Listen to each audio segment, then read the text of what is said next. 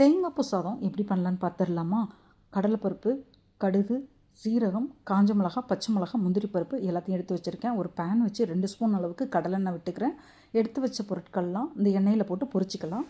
கடுகு பொரிஞ்சதும் கொஞ்சமாக பெருங்காய பொடி, கொஞ்சமாக வேர்க்கடலை, கொஞ்சம் கருவேப்பிலை எல்லாத்தையும் போட்டு பொரிய விட்டுட்டு ஒரு கைப்பிடி அளவுக்கு தேங்காய் பூ போட்டு நல்லா வதக்கிக்கலாம்.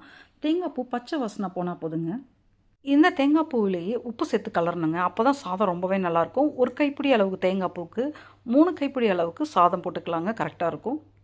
சாதத்தை தனியாக வடித்து ஆற வச்சுருக்கேங்க. சாதம் கை பொறுக்கிற அளவுக்கு சூடு இருக்கணுங்க, ரொம்பவும் சில்லுன்னு ஆகக்கூடாது.